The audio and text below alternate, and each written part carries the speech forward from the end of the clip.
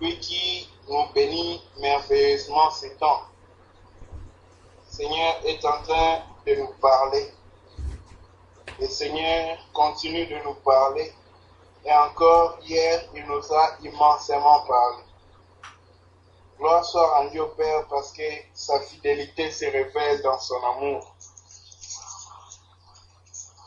Hier, nous étions très bénis par ce message du bien-aimé frère sur l'attachement à Dieu qui produit la justice de Dieu. Car la justice de Dieu n'est pas le fruit d'un effort de l'homme. La justice de Dieu n'habite pas dans l'homme. La justice de Dieu, bien-aimé, c'est le travail de Dieu dans l'homme. Voilà pourquoi lorsque Job pouvait réclamer sa justice, il dit qu'il peut plaider devant l'Éternel. L'Éternel lui a demandé de pouvoir porter sa ceinture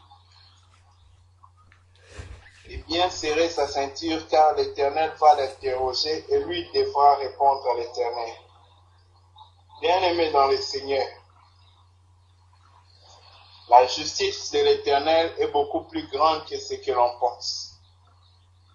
La justice de l'Éternel est au-delà de ce qu'on imagine. La justice de l'Éternel, c'est l'Éternel lui-même. Voilà pourquoi quand même il fallait faire justice aux hommes, Dieu n'a pas pu trouver le concept de justice hors de lui. C'est en Dieu lui-même qu'il a trouvé la justice, c'est-à-dire Christ. Oh bien-aimé dans le Seigneur, nous bénissons le Seigneur pour ce message. Alors, toujours en parlant de la justice de Dieu, nous comprenons que on ne peut pas produire la justice de Dieu si c'est Dieu lui-même qui ne le fait en nous.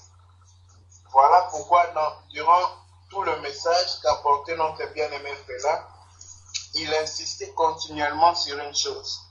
C'est en restant attaché à Dieu qu'on peut manifester la justice de Dieu. C'est en étant attaché à Dieu qu'on vit la justice de Dieu.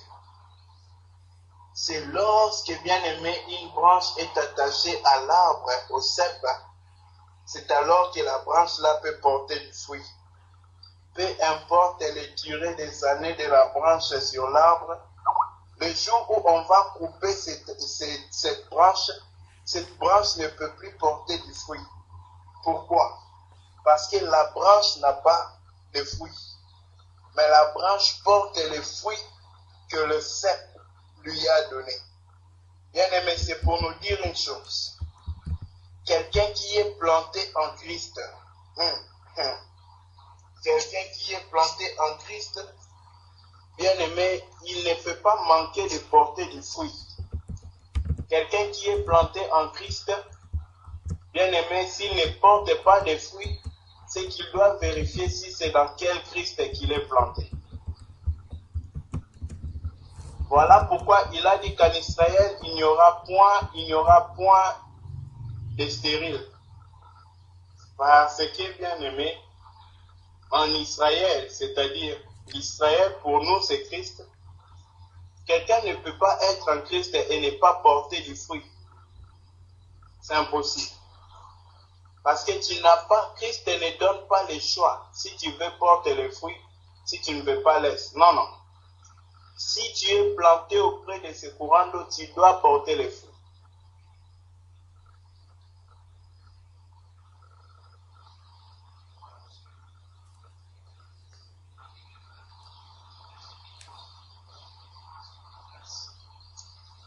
Nous allons prendre notre écriture, la toute première, dans les psaumes 92,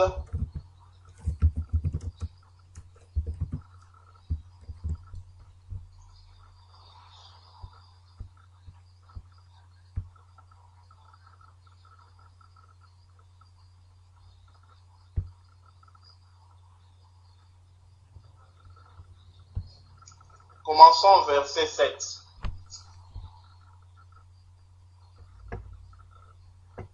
Commençons au verset 5, c'est mieux. Que tes œuvres sont grandes, ô Éternel. que tes pensées sont profondes. Alléluia. Les œuvres de l'Éternel sont grandes, mais ses pensées sont profondes. Le profond ici parle de l'impénétrable. Bien-aimés, les voies de l'Éternel sont impénétrables. Voilà pourquoi dans le livre des psaumes 103, Moïse était en train de dire à l'Éternel, « Éternel, que tes voies sont impénétrables. Montre-moi tes voies afin que je marche à ta suite. » Plutôt David. Bien-aimé, pour un homme, sonder les pensées de l'Éternel, il faut que l'Éternel lui fasse sonder les pensées de l'Éternel. Continuons, il dit, l'homme stupide n'y connaît rien. L'homme stupide ne connaît rien de la pensée de Dieu. Il ne connaît rien des œuvres de Dieu. Et l'insensé n'y prend point garde.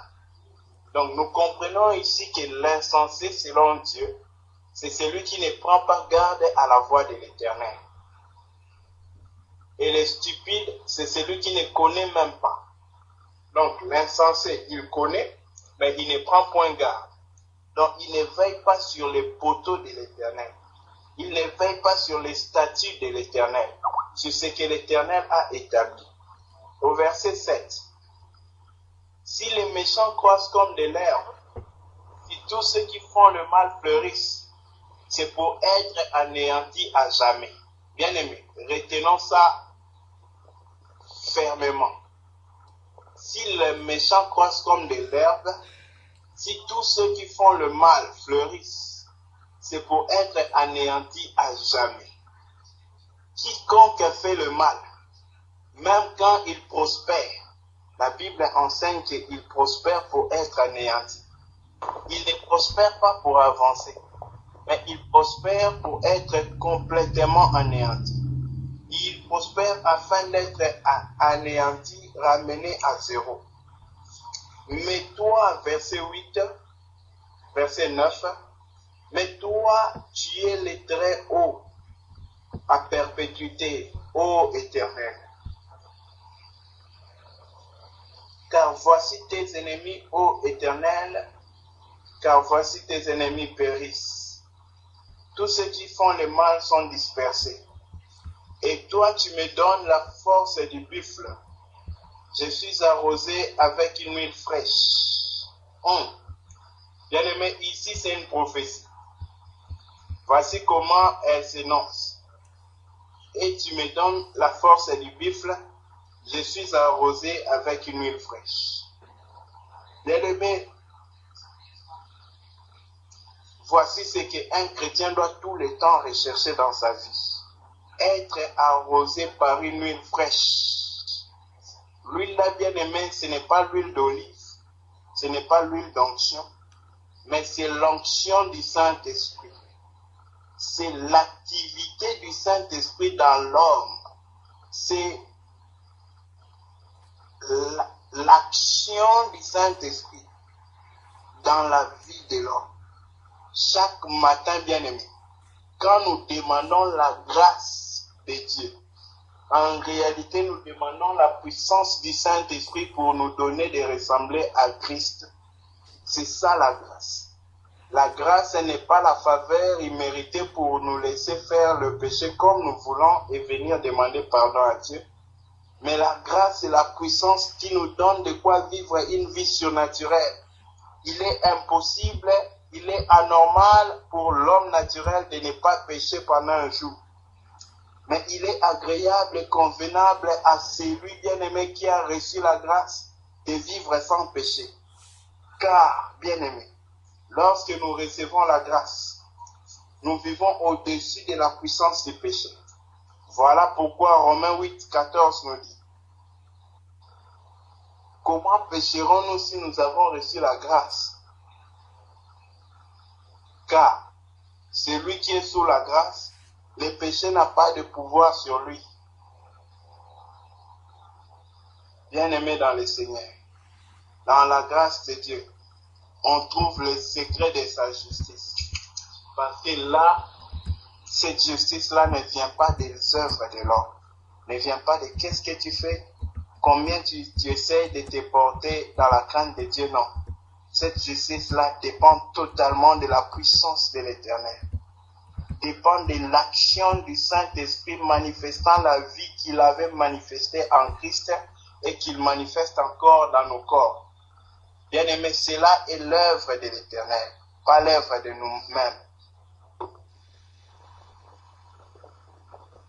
Voilà pourquoi chaque jour, pour avoir la force du buffle qui renverse toute tentation, toute épreuve, et glorifie le Seigneur et honore Dieu, malgré la circonstance, malgré l'épreuve, malgré la difficulté, il nous convient une seule chose. Bien-aimé, il nous convient d'être arrosé d'une huile fraîche.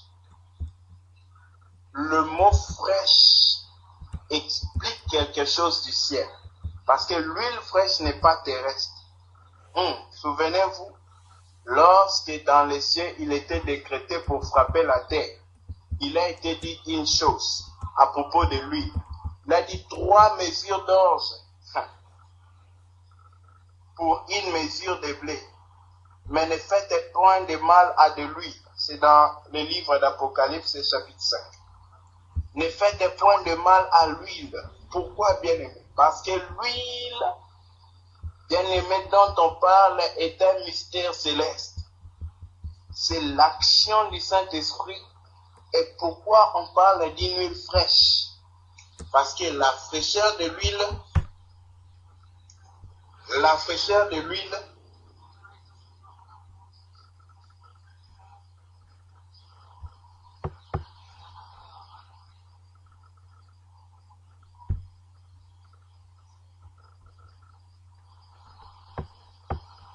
Allô? Est-ce que la sœur Jolina nous écoute? Oui, oui. Oui, oui. Et la sœur Yolande? Oui, président. Ah, merci. Ok, on va continuer.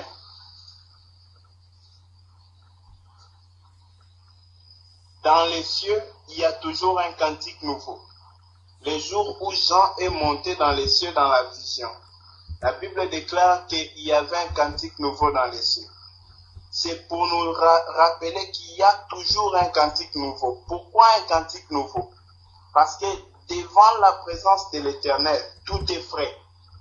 Bien-aimés, à chaque fois que nous nous rendons compte dans nos vies que nous ne sommes pas frais, nous ne sommes pas revêtus de la puissance de Dieu, nous ne sommes pas revêtus du discernement. Bien-aimés, le discernement est l'une des clés qui indique que nous sommes en ce moment-là revêtus d'une huile fraîche. Lorsque nous perdons le discernement, c'est que le Seigneur n'est pas en communion avec nous. Parce que la sagesse qui est Christ habite dans le discernement. Bien-aimés dans le Seigneur, enfants de Dieu, l'huile fraîche, elle parle de l'action du Saint-Esprit, l'action de Dieu.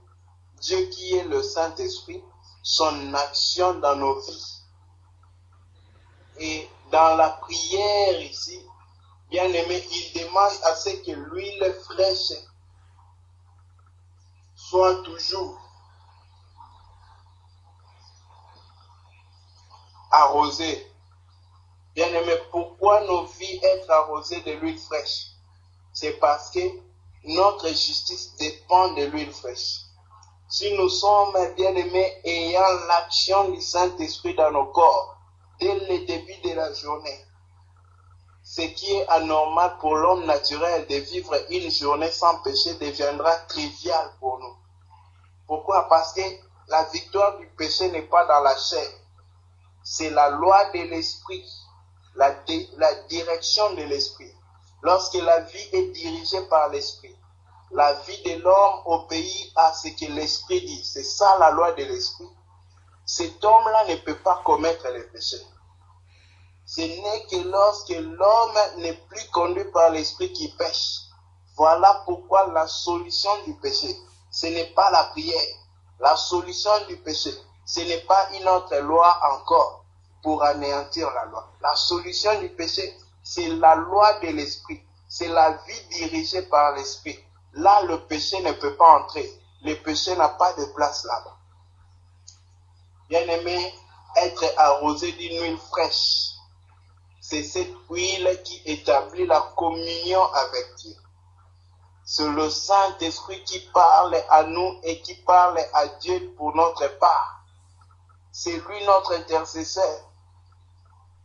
Bien-aimé, la parole déclare que nous ne savons pas ce qui nous convient de demander à Dieu dans la prière. Mais qui peut parler pour notre part à Dieu? C'est le Saint-Esprit. La parole déclare que des fois Dieu parle tantôt d'une manière, tantôt d'une autre, mais nous n'y prenons point garde. Qui peut nous éveiller pour comprendre lorsque l'Éternel nous a visités et quand il nous a parlé? Bien-aimé, c'est le Saint-Esprit. Qui peut nous donner l'oreille afin d'entendre comme écoutent les disciples? Dans Ésaïe, il est écrit que le Seigneur éveille mon oreille afin que j'écoute à la manière des disciples. Bien-aimé, c'est lui et lui seul qui permet que nous puissions écouter à la manière des disciples. Voilà pourquoi, bien-aimé dans le Seigneur, nous avons besoin de la fraîcheur de l'huile chaque matin. Avant de commencer la journée, nous en avons besoin. Bien-aimé, sortir sans être rempli du Saint-Esprit. Et pour être rempli du Saint-Esprit, bien-aimé, il faut méditer la parole. Pour être rempli du Saint-Esprit, il faut prier. C'est en demandant au Père la dose qu'il te faut pour cette journée. C'est ça le pain de ce jour. C'est ça l'huile de ce jour. Bien-aimé, tu lui dis pour ce jour, Père, hier est passé. J'aime bien ces cantiques. Yesterday is gone, today has come. Do something new in my life. Ce que tu as fait hier pour moi, Père, merci. Mais hier est passé. Aujourd'hui, c'est un nouveau jour. Fais quelque chose de nouveau dans ma vie.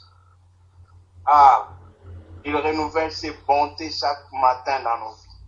Bien-aimé, ces bontés-là, ce n'est pas nous donner du nouveau pain à manger. Ce n'est pas nous donner les choses qu'il donne à tout le monde. Mais les bontés de l'Éternel, bien-aimé, consistent à son amour. Son amour consiste au salut. Les bontés de l'Éternel qu'il renouvelle chaque matin. Bien-aimé, c'est la grâce et la miséricorde. Voilà la richesse d'un chrétien. Ah, voilà pourquoi un jour on rigolait un peu avec le bien-aimé Théo. Il riait un peu comment je dis souvent. Quand il me demande comment tu vas, je lui dis plein de grâce et de miséricorde de Dieu. Bien-aimé, il n'y a pas une autre richesse pour un chrétien que ces deux choses-là. Lorsque Paul a compris ces choses, il va dire dans 2 Timothée 3 et 4 et 16, il dit, approchons-nous donc du trône de la grâce afin d'obtenir miséricorde et de trouver grâce.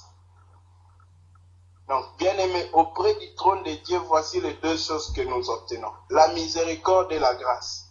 Parce que c'est la grâce qui nous conduit dans la justice.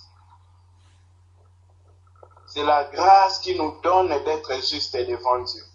Sans la grâce de Dieu, il n'y a aucune justice. Il n'y a que du légalisme, il n'y a que du self-justice. Être juste à ses propres yeux, ou être juste aux yeux des hommes, cela ne nous qualifie pas pour être juste devant Dieu. Mais si nous sommes justes devant Dieu, quand bien même des hommes peuvent penser que nous ne sommes pas justes, bien aimé, Dieu est la majorité.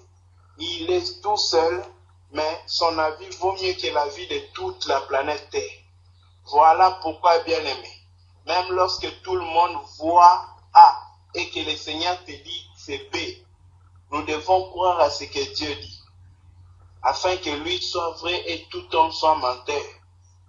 Même ce que je vois de mes deux yeux, si moi je vois c'est bleu et que Dieu dit c'est vert, je dois dire vert, parce que moi je vois en partie, je comprends en partie, mais Dieu voit toutes choses et comprend en plénitude.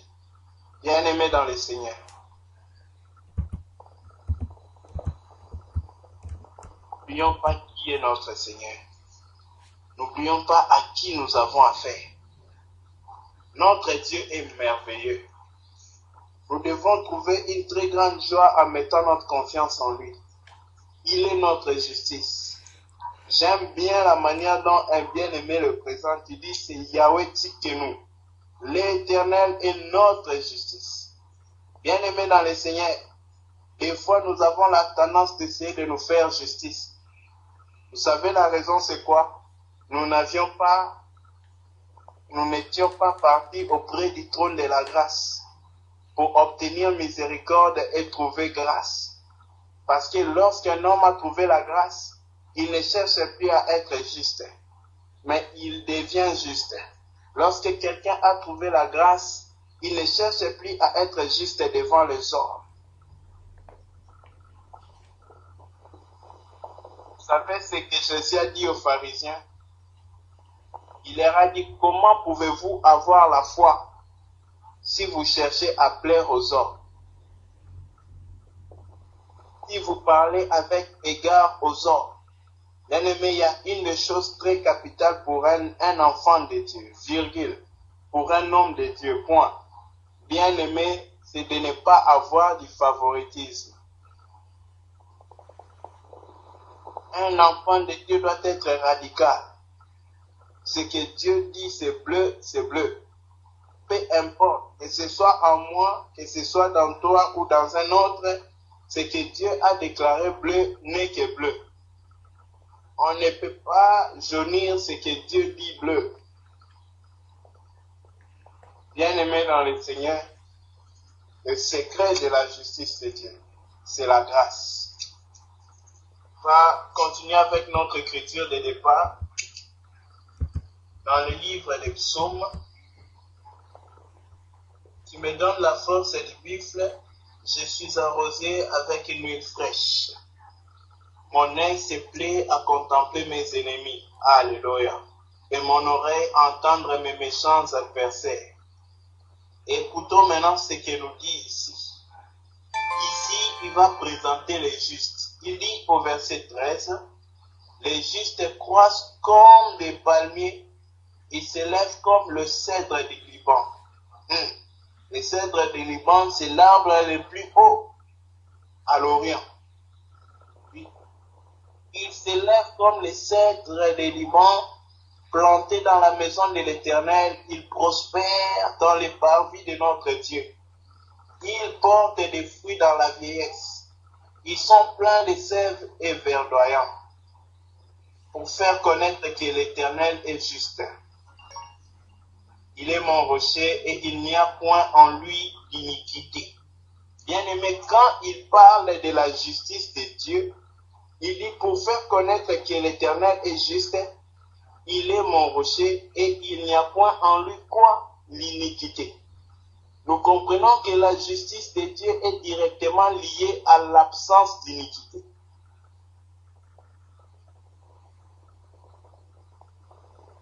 Dieu est juste, pas parce qu'il est Dieu, mais Dieu est juste parce qu'en lui, il n'y a point d'iniquité. Il dit pour faire connaître que l'Éternel est juste.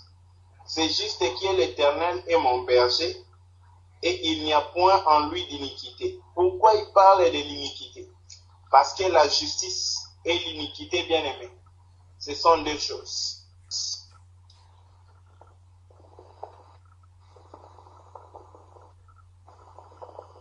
Il a tenté les justes ici. La première des choses qu'on voit sur les justes, ils croissent comme des palmiers. C'est-à-dire, un juste, bien aimé, ce n'est pas celui qui, aujourd'hui là, c'est garder loin de l'iniquité et demain c'est différent. Non. Un juste, sa justice croît, elle grandit.